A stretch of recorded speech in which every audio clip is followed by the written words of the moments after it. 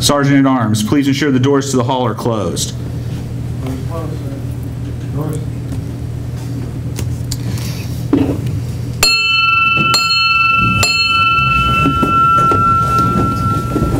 With the colors of our country being in place, right hand salute. Ready, two.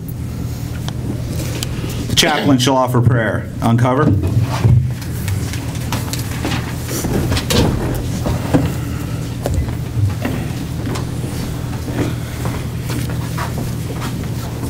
May we bow our heads in prayer.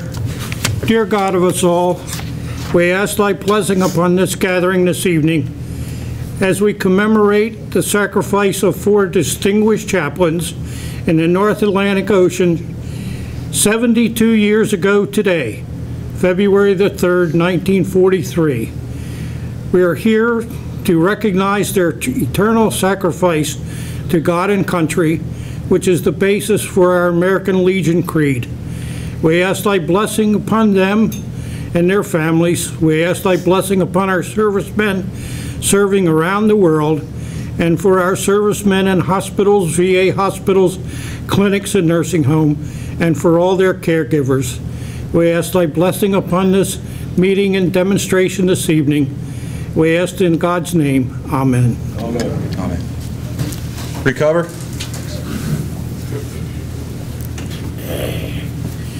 Welcome to the 4 chaplains. Please be seated.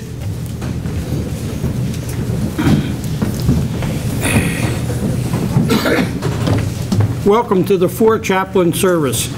As I said in a prayer, this event actually happened 72 years ago today. At 12:55 a.m. in the morning, the United States troop transport Dorchester was struck by a German torpedo amidships. The boilers erupted and all 88 men in the engine room were killed instantly. The ship was split amidships and it sank in 23 minutes. Now the Dorchester had a very significant part, if those of a certain age here can think back that far, here in the state of Maryland. It actually was built as the built as the steamship Dorchester to be a coastal luxury ship sailing the Chesapeake Bay. And in the 30s and so forth, before the Second World War, and those of you who can remember Baltimore Harbor, there were piers upon piers, ships upon ships, coming and going constantly in the Chesapeake Bay. And at Dorchester was built as a luxury liner, coastal luxury liner for the Chesapeake Bay. It carried about 323 people in luxury cabins, and it sailed up and down the Chesapeake Bay, going to Baltimore, Annapolis, Cambridge, Salisbury, Norfolk, Hampton Roads, and in non-hurricane weather, went down the coast a little bit to Wilmington, North Carolina, Charleston, South Carolina, and Savannah, Georgia. And it was quite a ship. But when the Second World War started, the Army, of course, needed transport ships. So it was completely refitted to carry 1,000 men in bunks, just barely 18 inches high, 4 stacked upon the floor in all the decks. And the ship was sailing as a convoy, heading to Greenland.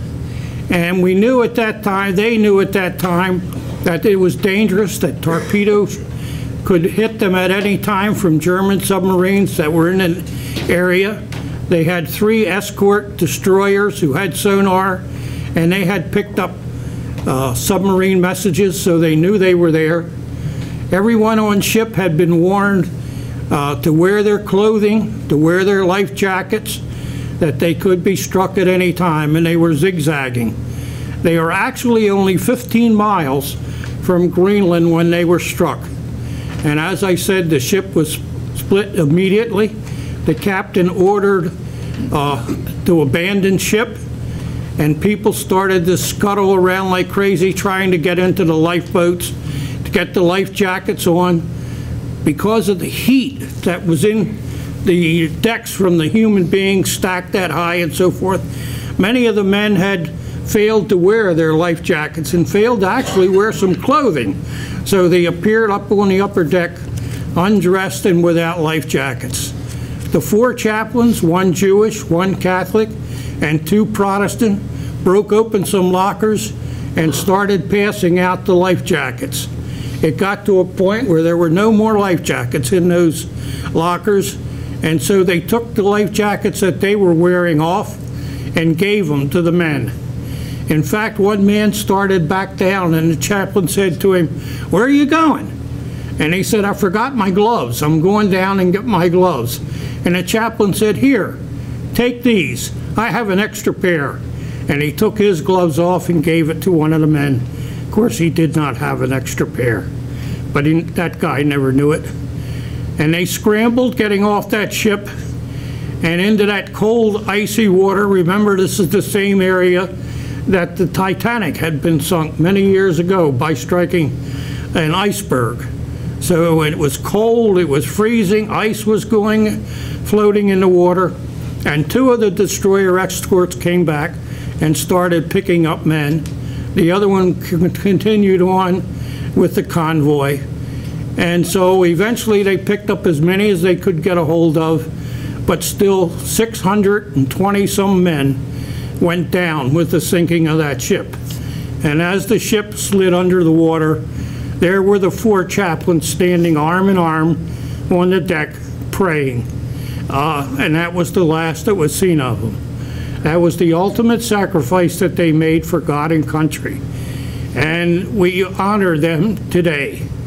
The country honored them by giving them the Distinguished Service Cross, the Purple Heart, but unfortunately Congress would not vote them the Medal of Honor because they said they didn't die under fire. That I have some disagreement with. But they created a special medal just for the 4 chaplains, never to be given again to anybody else, and that medal was called the Medal of Valor. So it was only awarded once, and it was awarded to the 4 chaplains, never to be awarded again. So tonight we are here to honor those 4 and to honor their service to God and country, which we as American Legioners are pledged to do in our Constitution and in our bylaws. So it's a privilege for Post 31 to do this evening. I'd like to introduce right now some guests that we have, very distinguished guests. And I'd ask, as I read your name, would you please stand and be recognized? We have the Department Commander of Maryland, Carolyn Bakker.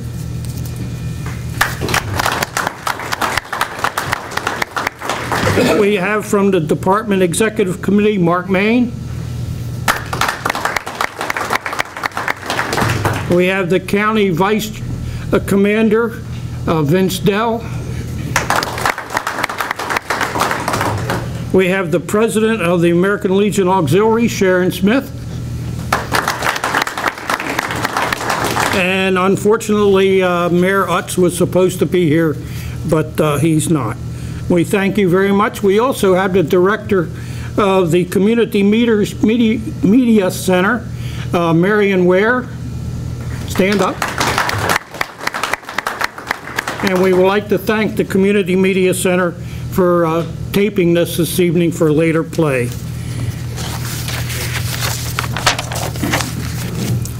I'm going to, in the place of Mayor Utz, read his proclamation.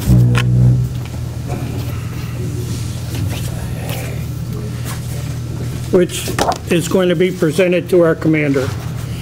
Whereas February the 3rd, 2015 will mark the 72nd anniversary of the sinking of the U.S. Army troop ship Dorchester, which carried to the deaths 4 United States Army chaplains of 3 faiths, while standing united in prayer as the ship went down in the Atlantic Ocean. And whereas these 4 chaplains, Roman Catholic, Jewish, and Protestant, gave their life jackets to 4 soldiers, thus sacrificing their own lives to save the lives of others. And whereas the heroic deeds of Chaplain Lieutenant George L. Fox, Lieutenant Alexander D. Good, Lieutenant Johnny P. Washington, and Lieutenant Clark V. Poland with their combined act of supreme devotion and sacrifice for American liberty and human freedom, an inspiring and shining example of brotherhood for all time to the people of the world. And whereas we must all see that their supreme sacrifice to the human cause of human freedom and justice for all shall not have been in vain. Now therefore I, Kevin R. Utz, Mayor of the City of Westminster, do hereby designate Tuesday, February the 3rd, 2015, for Chaplains Day, and call upon our citizens to commemorate the day with appropriate observances, including prayer in their homes and houses of worship, and to recognize the leadership and perseverance of Carol Post 31, the American Legion, for its service to God and country by honoring the courageous 4 chaplains. So signed, Mayor Utz. Commander? Thank you. I would just like to, on behalf of our post and the county, I'd like to give a sincere thank you and appreciation to the City of Westminster for recognizing and understanding basically the core of all the freedoms that we have and the core of everything that we have in the county that we live in and the great state of Maryland. And I'd like to thank the City of Westminster on behalf of the American Legion for this. Thank you.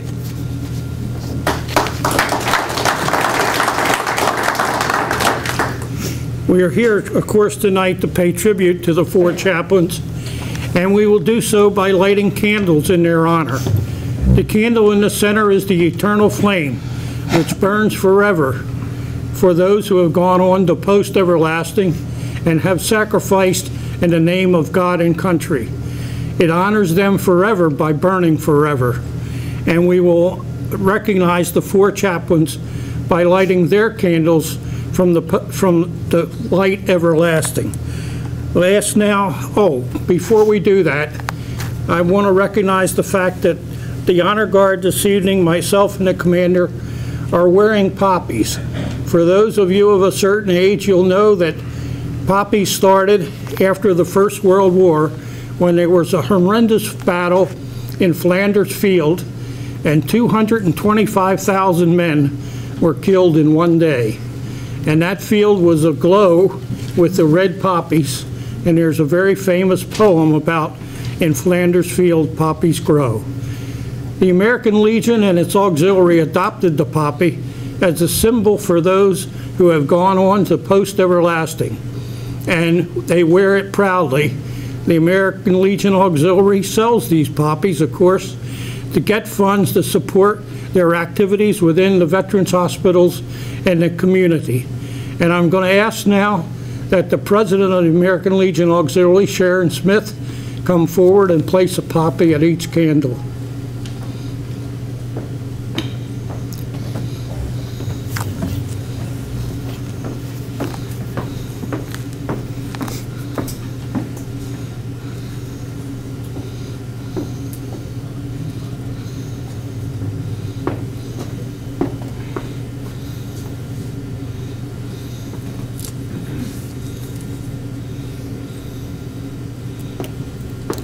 Thank you, Sharon.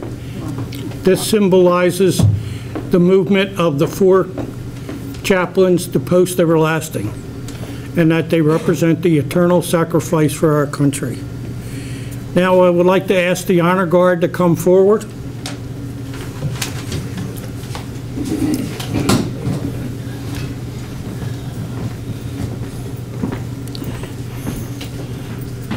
Honor Guard, proceed. I light this candle in memory of Chaplain George L. Fox.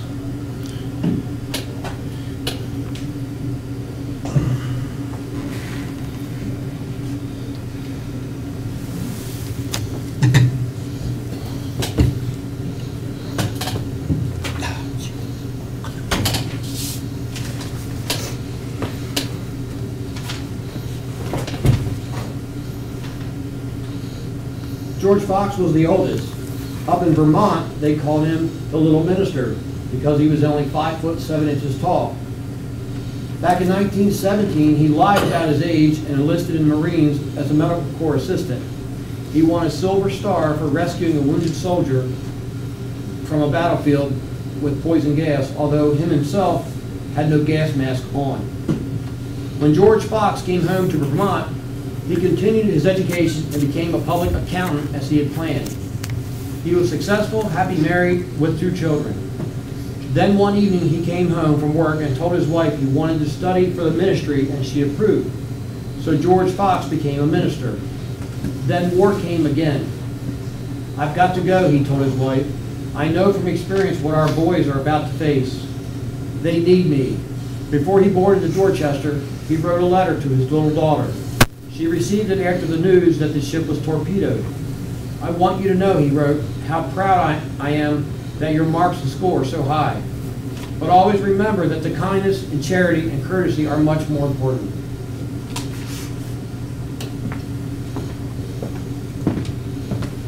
I light this candle in memory of Clark V. Folding.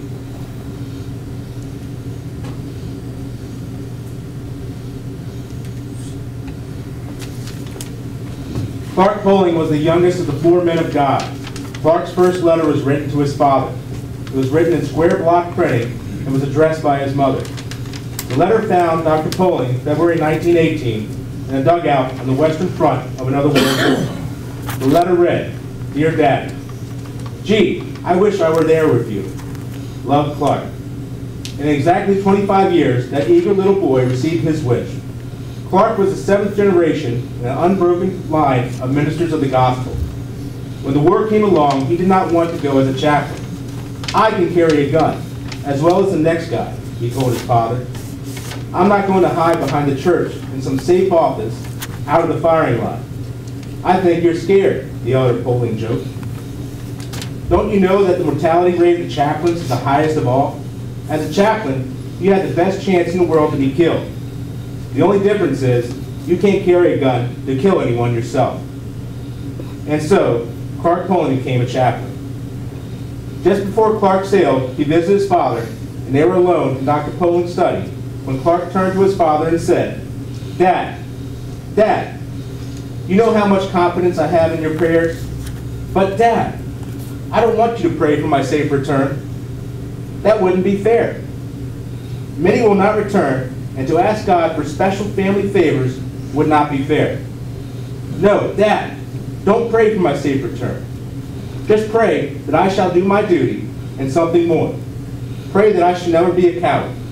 Pray that I shall have the strength and courage and understanding of men, and especially pray that I shall be patient. Oh, Dad, just pray that I shall be adequate.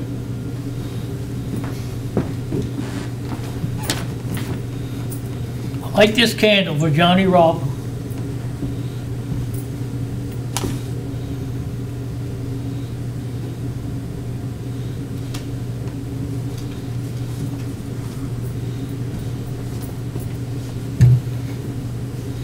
Up in New Jersey, there was once an Irish boy named Johnny Bakker. Things were always easy in the Irish. Things usually are easy for folks. But Johnny had his father's Irish grin and his mother's Irish stick. And Johnny sold newspapers. Sure, he liked to play ball just as much as the rest of the kids in his block.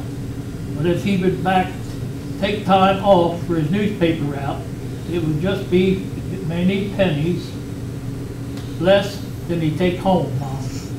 And there was 9 months in the Washington household to feed him.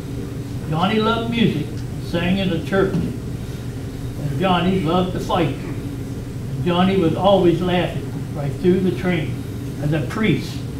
And after he was ordered, he played ball in the streets with the boys from the parish. He organized a ball team, and when the war came along and his boys went into the army, Father Johnny went right along with them as a matter of course. They say that when the Dorchester went down, he was still laughing, and singing and praying to comfort those who could not reach the life rafts.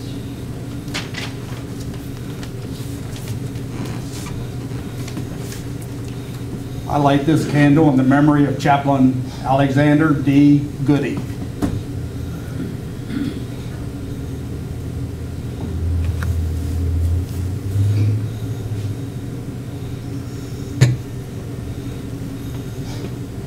Alexander Goody was too young for World War I. While George Fox was winning medals on the battlefield of France, Alexander Goody was receiving medals in Eastern High School, Washington, D.C. for tennis, swimming, and track. He led his class in scholarship too. He planned to follow in his father's footsteps and become a rabbi. But that did not keep him from having a laughing, shouting, hail fellow, hail meth boyhood with all the Protestant and Catholic boys in the neighborhood. He married his childhood sweetheart, and they had 4 children. After he got to synagogue, he felt he still was not worthy. He would know better how to heal men's soul if he knew how to heal their bodies too. And so for 3 years, he drove every day to Johns Hopkins University, 45 miles away, until he earned his medical degree. One day in 1943, Mrs. Goody received a telegram from her husband, "Having a wonderful time," it read, and then Mrs. Goody knew that her husband had found a warm companionship with the men with whom he'd share his faith and his laughter. Our honor guard this evening is Past Post Commander Jim Smith, United States Navy, Past Post Commander Junior Fisher, United States Army, our Post Treasurer Doug Abbott, United States Navy, and our First Vice Commander Alex Whitney, United States Marine Corps.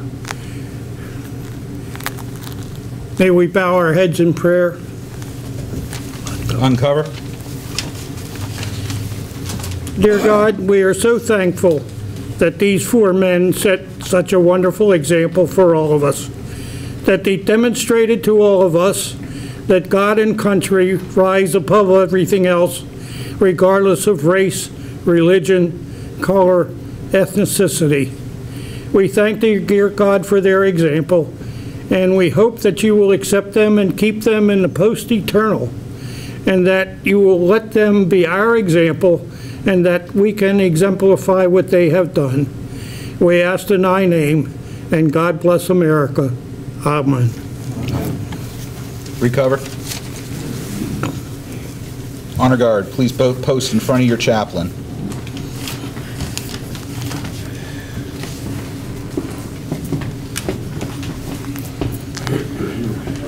Present arms.